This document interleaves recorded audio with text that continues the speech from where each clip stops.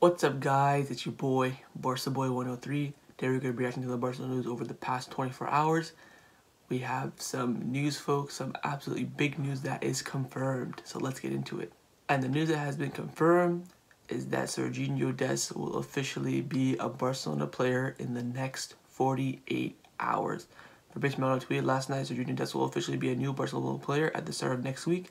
Here we go, confirmed. Barcelona Ajax will sign a contract and paperwork in the next 24 hours, 22 to 23 million with add-ons. Dest will sign until June 2025 as a new Barcelona player. Bayern Munich were still in contact with Ajax board. That's why they still feel like they're in the race. But Dest wants to join Barca. He's already agreed personal terms, and as did Bayern days ago. So Barcelona have beaten Bayern Munich to the race to sign Sergino Dest. Shortly after the Fabrizio tweet, Mike Vergui from Ajax, top journalist in Ajax, came out and said that Barcelona and Ajax have reached an agreement for the transfer of Sergino Dest. Bayern Munich were able to reach an agreement. They did upgrade their offer, but it wasn't enough. Barcelona will pay 20 million plus bonuses. Let's go. We gotten our next signing done and dusted. Now we can focus on other players. Sergino Dest will be the new right back from FC Barcelona, giving some sort of competition to Roberto, because right now he's the only right back. I told you guys this a few days ago that it was a done deal. Now it's been confirmed. A lot of you guys in the comments were doubting me, but you were wrong. Let's get into some of the other news that came out afterwards. Raquan said that Dest will be traveling to Barcelona today and having his medical today, just before the Barcelona versus Villarreal match. That way, tomorrow he can be announced, and then Tuesday he will be presented.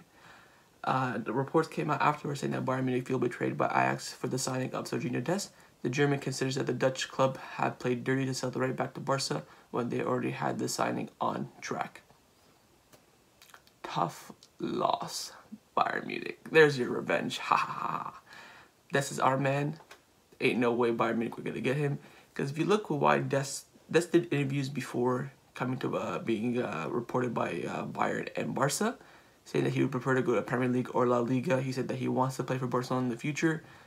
That's why he chose Barcelona. And it's way easier for him to play in Barcelona's style, and it's way easier for him to get into the starting lineup in Barcelona than it is in Bayern Munich. Bayern Munich is way too competitive of a squad for him to get in. You know, they have Pavard. They have so many players who can play that right back position. Joshua Kimmich.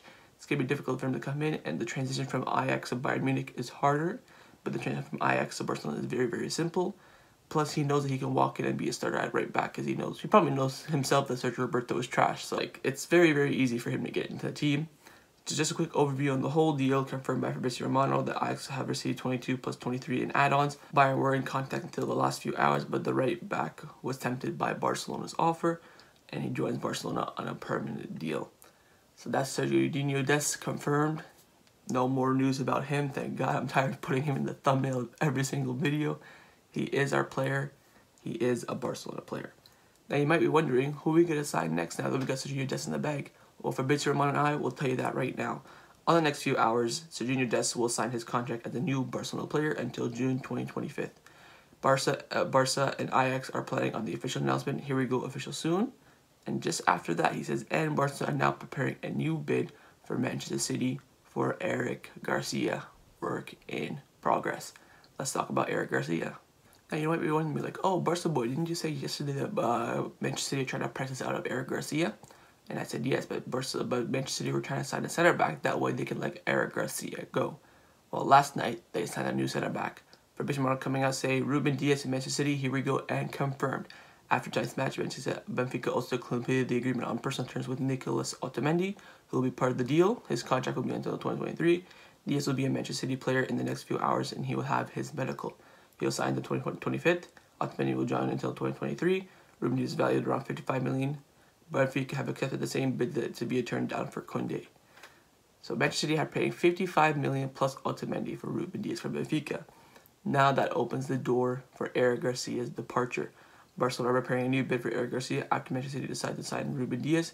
Talks regarding the former La Masia center back are ongoing. So now if Barcelona can make the right offer, Manchester City will accept, because right now they just spent 55 million. They need to bring the net spend down. 18 to 20 million for Eric Garcia will bring that right down. So that means that Ruben Dias will cost them little to nothing. Eric Garcia will be the next sign for Barcelona. Afterwards, it probably will be Memphis Depay. But right now, it looks like Barcelona will get Sergino Dest and Eric Garcia done by next week.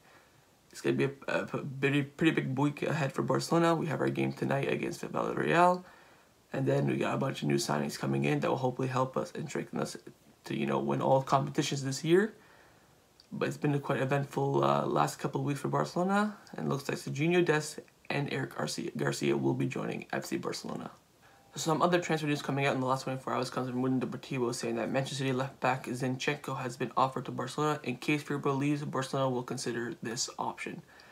So it looks like City offered us Zinchenko, and Barcelona will sell Firpo maybe to Atlanta. He's been rumored to go to Atlanta for maybe 20 to 25 million. Then they will take Zinchenko on loan. Personally, don't mind that. Zinchenko's a good player, can play in multiple positions just like Roberto can as well. Would be a good asset, but I wouldn't obviously buy him. But if a quick loan for a season just to get him playing time and help us out, wouldn't mind that at all.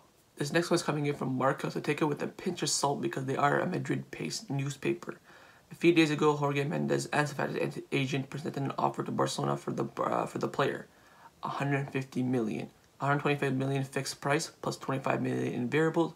Barcelona rejected the offer right away without entering any negotiations. That just shows how talented and how much of a star Ansu Fati is going to be. The fact that Barcelona rejected a near amount of 150 million euros for Ansu Fati.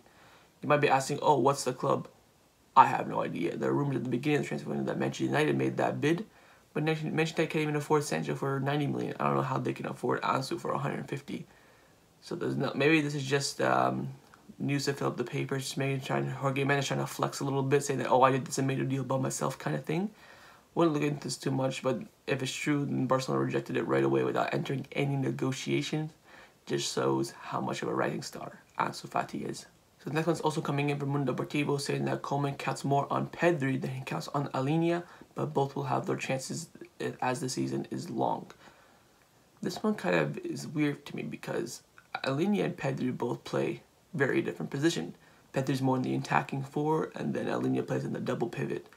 So it's weird that if he favors him as a player overall, that's completely understandable.